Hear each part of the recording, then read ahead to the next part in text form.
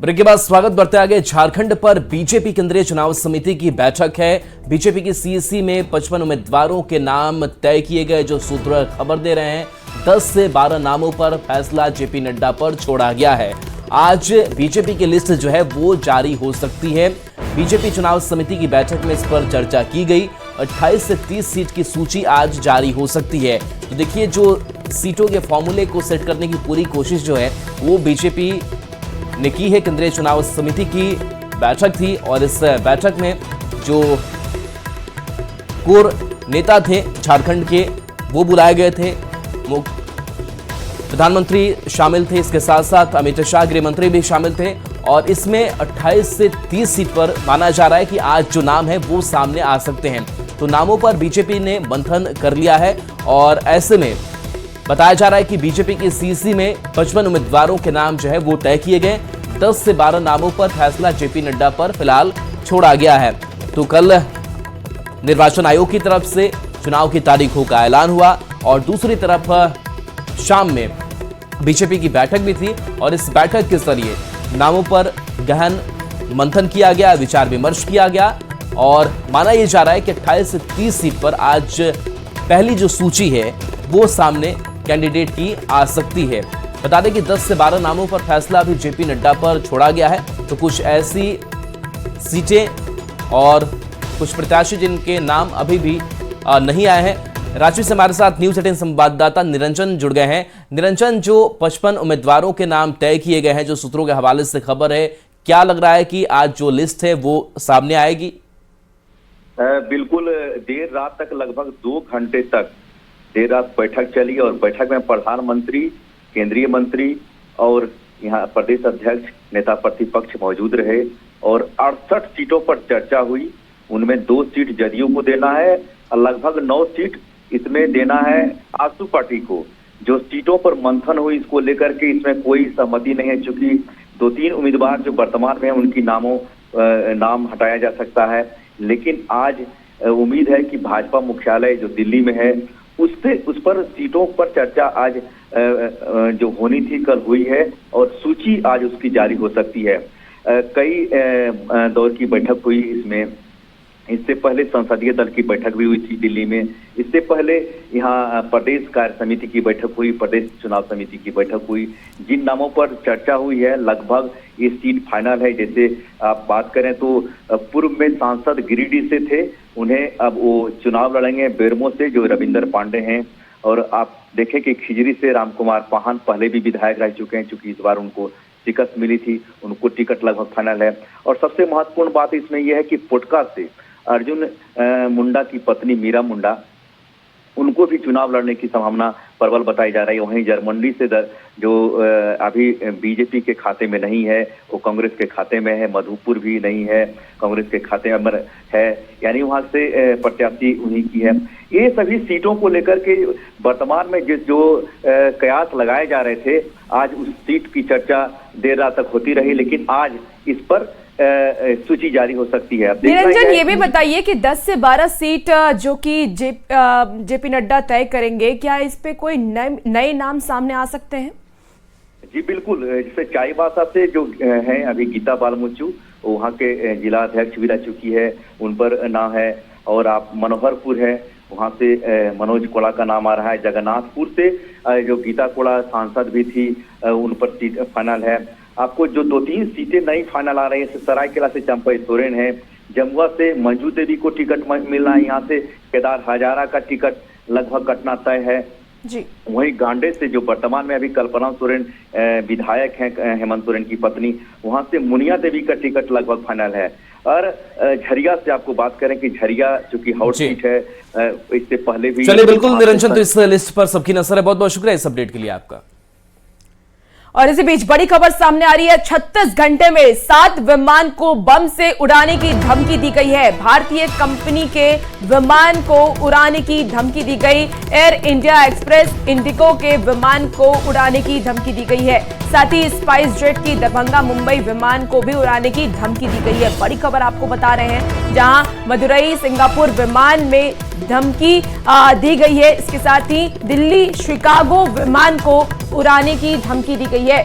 Social media के जरिए बम से इन विमानों को उड़ाने की धमकी दी गई है। सभी विमानों की जांच हुई और उसके बाद इसकी सुरक्षा भी बढ़ा दी गई।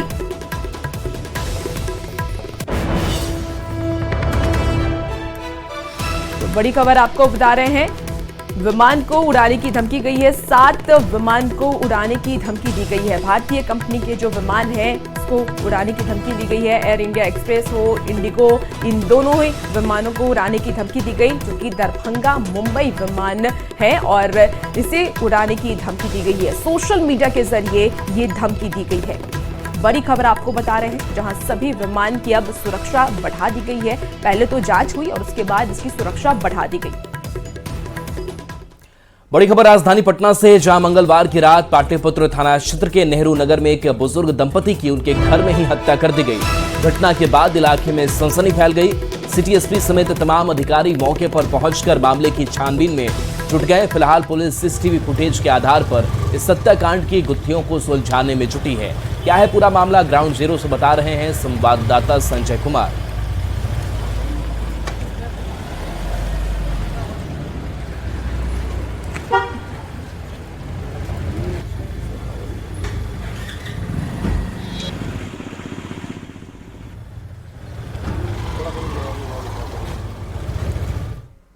सनसनीखेज घटना घटी है और ये सुजाता निवास है, जहां पर नागेंद्र सिन्हा बिस्कुमान के रिटायर्ड कर्मी बताए जाते हैं, अपनी पत्नी के साथ रहते थे। इनके 3 बेटे हैं जो नीदरलैंड, दुबई और दिल्ली में रहते हैं और घर में ये पति पत्नी रहते थे और नीचे में इनके रेंटर हैं। और अचानक से ये खबर मिलती है कि जो दंपत्ति हैं उनकी हत्या कर दी गई है। मौके पर पुलिस पहुंचती है, सभी एंगल से छानबीन की जा रही है और पुलिस अधिकारियों का मानना है कि जो सिलवट होता है उसमें उसी का प्रयोग किया गया है और खून से लथपथ दोनों की डेड बॉडी रिकवर की गई है और एक डेड बॉडी किचन में मिली है, जबकि दूसरी डेड बॉडी जो है वो जो हस्बैंड है उनकी डेड बॉडी बेड पर रिकवर की गई है। फिलहाल एफएसएल की टीम पूरे मामले की छानबीन में जुटी हुई है और जांच के बाद क्या कुछ निकलकर सामने आता है ये देखना होगा। लेकिन फिलहाल इस घटना ने निश्चित तौर पर बुजुर्ग दंपतियों की सुरक्षा को लेकर कई सवाल खड़े किए हैं। देखना होगा कि अगर ये हत्या है तो इस हत्याकांड को किसने अंजाम दिया है। खून से लथपथ डेड बॉडी का रिकवर होना कई सवाल खड़े करता है। पुलिस की जांच जारी है, एफएसएल टीम भी किसी कंक्लूजन पर पहुंचेगी और उसके बाद आखिरकार ये किस रूप में मामला सामने आता है ये देखना होगा। संजय कुमार, न्यूज़ 18 पटना। उससे ये स्पष्ट है कि यदि किसी और के द्वारा अगर ऐसी घटना कारित की जाती या कोई बाहरी व्यक्ति होता तो कहीं और भी जो है फुटप्रिंट्स मिलने के चांस थे। लेकिन सभी बिंदुओं पर जो है हम लोग अनुसंधान कर रहे हैं और आसपास के सीसीटीवी कैमरास में जो है वो चेक किए जा रहे हैं। एफएसएल की टीम जो है बुलाई गई है घटनास्थल को सुरक्षित रखते हुए। फिंगरप्रिंट्स की टीम को भी बुलाया गया है ताकि सारे फिंगरप्रिंट्स भी कलेक्ट हो पाएँ। साथ ही किचन से कुछ सामान जो है बरामद हुआ है जिस पे खून के निशान हैं, उनको भी जो है सीज करते हुए वहाँ से फिंगरप्रिंट्स जो है कलेक्ट किए जाएंगे और कैमरास वगैरह जो है आसपास के वो सभी चेक करते हुए जितने पॉसिबल बिंदु हैं उन पर अनुसंधान किया जाएगा। और इस बीच नवादा से भी बड़ी खबर सामने आ रही है, जहां महिला के साथ दुष्कर्म की घटना को अंजाम दिया गया। दुष्कर्म के बाद आरोपी ने महिला के साथ दरिंदगी की। महिला के चीख पुकार करने पर गांव के लोग मौके पर वहां पहुंचे और तुरंत आरोपी को पकड़ते हुए उसकी पिटाई की। गांव वालों ने घटना की सूचना पुलिस को दी। सूचना के बाद पुलिस ने तुरंत कार्रवाई करते हुए आरोपी को गिरफ्तार किया और पीड़ित को अस्पताल में भर्ती कराया। जानकारी के मुताबिक महिला मवेशियों को लेकर जंगल से लौट रही थी और उसी दौरान आरोपी ने घटना को अंजाम दिया। तक लग रहा है कि शराब के नशे में थे और महिला को एकांत में काफी उनके द्वारा जंगल में उनको ले जाके उनके साथ दुष्कर्म किया गया। जब महिला द्वारा वहाँ पे हल्ला किया गया तो आसपास के लोगों के द्वारा, जो इसी गांव के लोग हैं, उन्हीं के द्वारा इस मौके पे आके उस व्यक्ति को पकड़ा गया और पुलिस के हवाले से किया।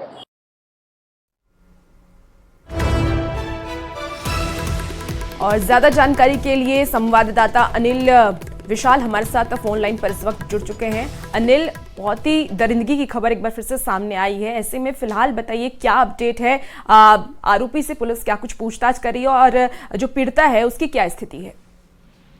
जी देखिए, जो पीड़िता जो है वो पुलिस जो है तत्काल उसे इलाज के लिए पीएससी लाई थी, जहां उसे बेहतर इलाज के लिए नवादा सदर अस्पताल रेफर किया गया था। फिलहाल महिला का गहन चिकित्सीय इलाज शुरू कर दिया गया है और उसके बताए पे जहाँ पे जो कट मार्क जो आए थे उसके पुलिस ने जो है सारे उसके बयान जो है रिकॉर्ड किए हैं और उस आधार पे पुलिस जो है आगे की कार्रवाई कर रही है। इस दौरान जो युवक जो गिरफ्तार जो हुआ था उसने अपना जुर्म जो है कबूला है और उसने यह बताया है कि नशे की हालत में यह सब कुछ हुआ था, मगर पुलिस जो है उसे मौके से गिरफ्तार कर ले आई थी, ससमय गिरफ्तार कर ले आई थी। इस दौरान वो भागने की भी कोशिश किया था, मगर डायल 112 और गांव में मौजूद कुछ लोगों की तत्परता से उसे मौके से ही पकड़ लिया गया। फिलहाल पुलिस उसे गिरफ्तार कर जेल भेज दी है। ठीक है अनिल, बहुत शुक्रिया तमाम जानकारी के लिए। खबर बेगूसराय से, जहां बेखौफ अपराधियों ने बीते शाम फायरिंग की घटना को अंजाम दिया। फायरिंग के दौरान एक युवक गोली लगने के कारण बुरी तरह से घायल हो गया। युवक को घायल अवस्था में इलाज के लिए निजी अस्पताल में भर्ती किया गया। युवक की स्थिति गंभीर है। घटना बलिया थाना क्षेत्र के सदानंदपुर ढाला के पास की है। जानकारी के मुताबिक घायल युवक अपने दोस्त के साथ मंदिर जा रहा था। उसी दौरान अपराधियों ने फायरिंग कर दी, जिससे भगदड़ की स्थिति बन गई और गोली युवक के सीने में लग गई। फिलहाल पुलिस पूरे मामले की जांच कर रही है।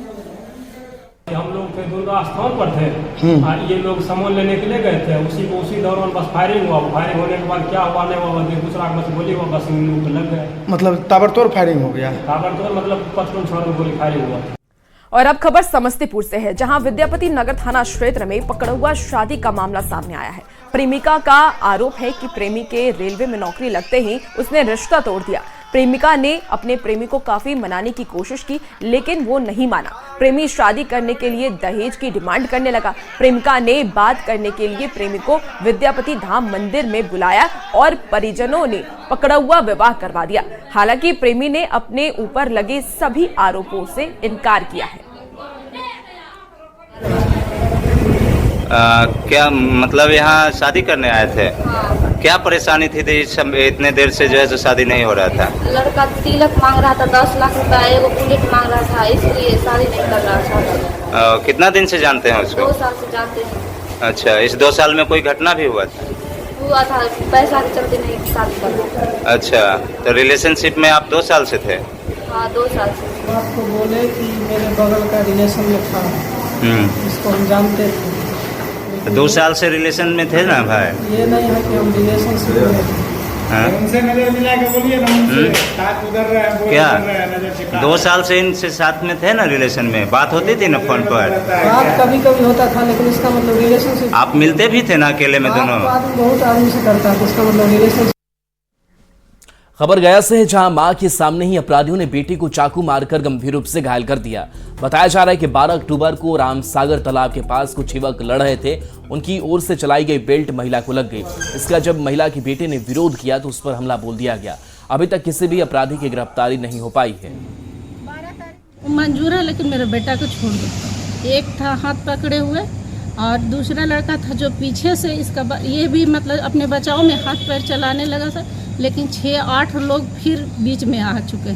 पूरी तरीक़ा से हम लोग को घेर चुके थे, लेकिन उसमें 2 लड़का को मतलब चाकू जो मारा है उसको हम भी देखे हैं, मेरा बेटा भी देखा।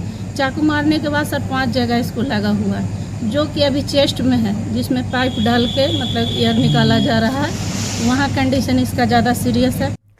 और अब खबरों में आगे बढ़ेंगे। खबर मुजफ्फरपुर से। मुजफ्फरपुर में हाईवे लुटेरा गिरोह का पुलिस ने खुलासा किया है। बड़ी वारदात को अंजाम देने पहुंचे 5 शातिर अपराधियों को पुलिस ने हथियार, कारतूस और कई सामान के साथ गिरफ्तार किया है। इनके पास से पिस्टल, कट्टा, कारतूस के साथ एक बाइक और मोबाइल फोन भी जब्त किया गया है। ग्रामीण एसपी ने ये बताया है कि मामले की जानकारी मिलने के बाद एसडीपीओ सरैया के नेतृत्व में स्पेशल टीम का गठन किया गया था, जिसके बाद राजेपुर के पिपरा असली गांवों से 5 अपराधी को गिरफ्तार किया गया। पुलिस की पूछताछ में अपराधियों ने गुनाह कबूल किया है। खबर भागलपुर से है, जहां जेल एनएमसीएच में मृत बच्चे के शव का पोस्टमार्टम कराने के लिए परिजन भटक रहे हैं। गड़िया के पसराहा से 15 साल का छोटू कुमार घर से लापता हो गया था। 3 दिन पहले उसका शव मिला था। शव का सिर और कमर के नीचे का हिस्सा ही बरामद हो सका था। हम 3 दिन से घूम रहे हैं, 3 दिन से कहीं पोस्टमार्टम नहीं, कहीं नहीं हुआ है। सब परेशान है सब। घर में माहौल पूरा पड़सा हुआ है। बता क्या रहा है?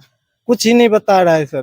कुछ निकलेगा तभी तो बताएगा, पोस्टमार्टम करेगा तभी तो कुछ पता चलेगा। पोस्टमार्टम के लिए क्या बोल रहा है? पोस्टमार्टम जो करवाने के लिए बोल रहे तो हैं। वहाँ गए तो वहाँ से बोला यहाँ उतना सामान नहीं उपलब्ध है, आप भागलपुर चले जाइए। भागलपुर हम लोग को एम्बुलेंस में पेटी में बंद करके भेजा, वहाँ से भागल।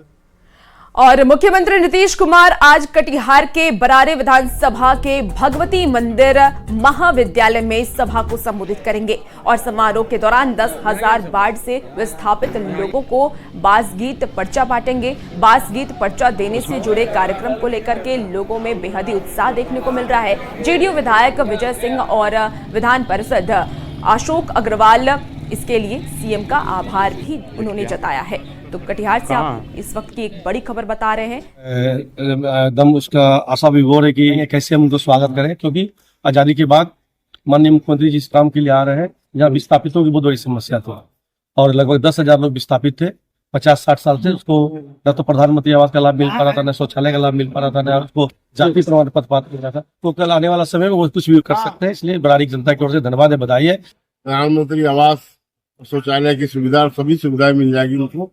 ये बहुत बड़ा ऐतिहासिक काम है। माननीय बरारी के विधायक जब 2020 से पहली बार विजय सिंह जीते थे, तब से अथक प्रयास चल रहा था, लगातार प्रयास था। बहुत सी बाधाएं और इसमें कुछ बहुत सी आई, लेकिन सब बाधाओं को पार करते हुए माननीय मुख्यमंत्री जी के हाथों ये काम होना सुनिश्चित हुआ है। पश्चिम बंगाल में महिला डॉक्टर से रेप और हत्या की घटना के 2 महीने बीत चुके हैं, लेकिन अब तक इंसाफ नहीं मिला है। ना ही डॉक्टरों की सुरक्षा को लेकर कोई पहल की गई है। इंडियन मेडिकल एसोसिएशन के देश भर के चिकित्सक काफी आक्रोशित हैं। डॉक्टरों ने केंद्र सरकार से सुरक्षा को लेकर नियम बनाने की मांग की है। बिहार में आईएमए ने धरना प्रदर्शन कर सुरक्षा के लिए कानून बनाने की मांग की है। जो है जिसका मर्डर हुआ कलकत्ता में, आज तक इतना बड़ा एजिटेशन अभी तक मेडिकल प्रोफेशन में कभी नहीं हुआ और उसको लेकर के पूरे भारतवर्ष के डॉक्टर एजिटेटेड है और सरकार मान नहीं रही है, लड़ने के लिए तैयार बैठा हुआ है। बंगाल इतना दिन से जो मेडिकल प्रोफेशन बंद रहा है, आज पूरा देश जो है, पहली बार है कि पूरे देश में एजिटेशन हो रहा है। और इस वक्त की बड़ी खबर सामने आ रही है ब्रिज बिहारी हत्याकांड पर। इस वक्त की सबसे बड़ी खबर सामने आ रही है। आरोपी पूर्व विधायक मुन्ना शुक्ला आज सरेंडर करेंगे। सुप्रीम कोर्ट ने सुनाई है उम्र कैद की सजा। बड़ी खबर, जहां आज पटना कोर्ट में सरेंडर करेंगे मुन्ना शुक्ला। मंटू तिवारी भी कोर्ट में कर सकते हैं खुद को सरेंडर। बड़ी खबर आपको ब्रिज बिहारी हत्याकांड को लेकर के आपको बता रहे हैं। और ज्यादा जानकारी से न्यूज 18 संवाददाता आनंद अमृतराज इस वक्त हमारे साथ फोन लाइन पर जुड़ चुके हैं। आनंद, क्या कुछ अपडेट है? देखिए, ब्रिज बिहारी प्रसाद जो पूर्व मंत्री थे, उनकी हत्या हुई थी और उसमें मुन्ना शुक्ला समेत 6 आरोपियों को निचली अदालत ने उम्र कैद की सजा सुनाई थी, लेकिन बाद में हाईकोर्ट ने उन सभी को बरी किया था, जिसके खिलाफ ब्रिज बिहारी प्रसाद की पत्नी रमा देवी सुप्रीम कोर्ट पहुंची थी और सुप्रीम कोर्ट ने इस मामले पर फैसला करते हुए आजीवन कारावास की सजा मुन्ना शुक्ला और मंटू तिवारी को दी थी। जिसके बाद आज सिविल कोर्ट में मुन्ना शुक्ला और मंटू तिवारी दोनों सरेंडर करने वाले हैं। लगभग 10 से 10:30 का समय बताया जा रहा है जब दोनों लोग पहुंचेंगे कोर्ट में और सरेंडर करेंगे। जाहिर सी बात है, इस हत्याकांड को लेकर काफी सब राजनीतिक सरगर्मी बढ़ी थी और ब्रिज बिहारी हत्याकांड में सुप्रीम कोर्ट से सजा पाने वाले जो मुन्ना शुक्ला हैं, उनका भी अपना इतिहास है। वो पूर्व सांसद भी रहे हैं और उनके भाई छोटे शुक्ला और भूषण शुक्ला को भी बाहुबली के तौर पे जाना जाता था। तो एक गैंग वार में छोटे शुक्ला की हत्या कर दी गई थी, जिसके बाद कई सारी बातें सामने आई थी और उसी के बाद ब्रिज बिहारी प्रसाद की हत्या हुई थी और उसी मामले में मुन्ना शुक्ला को अभियुक्त बनाया गया था। लेकिन हाईकोर्ट से राहत मिलने के बाद सुप्रीम कोर्ट में जब ये मामला पहुंचा, उसके बाद उन्हें फिर से आजीवन कारावास की सजा सुनाई गई और उसी सिलसिले में आज वो पटना सिविल कोर्ट में पहुंचेंगे और सरेंडर करेंगे। ठीक है, आप नजर बनाए रखिए आनंद, और भी जानकारी लेंगे। फिलहाल बहुत शुक्रिया तमाम जानकारी के लिए। मोतिहारी के कचहरी चौक पर करोड़ों की लागत से बन रहे आरओबी का निर्माण लगभग पूरा हो चुका है। केंद्र और बिहार की सरकार ने इसका निर्माण करवाया है, जिससे दीपावली के पहले चंपारण के लोगों को इसका जल्द लाभ मिलने लगे। इसके निर्माण की वजह से एनएच बाईपास से सीधे शहर की कनेक्टिविटी हो जाएगी, जिससे लोग इस पर सरपट गाड़ियां दौड़ा सकेंगे। ज्यादा जानकारी दे रहे हैं संवाददाता अवनीश कुमार। केंद्र की मोदी सरकार और बिहार की नीतीश सरकार दिवाली के पहले चंपारण वासियों को एक बड़ा तोहफा देने जा रही है। देखिए हम जो तस्वीर आपको दिखा रहे हैं, ये पूर्वी चंपारण के मोतिहारी शहर के कचहरी चौक पे ये आरओबी का निर्माण जो है वो पूरा हो गया है। और जो तस्वीरें हम दिखा रहे हैं, ये आरओबी बनकर अब तैयार है और दीपावली के पहले जो है ये चंपारण वासी को इसका तोहफा मिलेगा। जो गाड़ियां हैं, जो देखिए जो तस्वीर आपको दिखा रहा है, जो गाड़ियां रेंग रेंग के चल रही है, क्योंकि यहाँ पर कचहरी गुमटी है और घंटों घंटा जो है लोगों को इस जाम की समस्या से जो है वो जूझना पड़ता था। लेकिन अब जो तस्वीर है वो खुश करने वाली तस्वीर है, क्योंकि आरओबी का निर्माण पूरा कर लिया गया है। करोड़ों रुपए की लागत से इस आरओबी का निर्माण कराया गया है और लोगों को जाम की समस्या से निजात मिलेगी। अवनीश कुमार, न्यूज 18 पूर्वी चंपारण। और फिलहाल इस बुलेटिन में इतना ही। खबरों का सिलसिला न्यूज 18 बिहार झारखंड पर जारी है।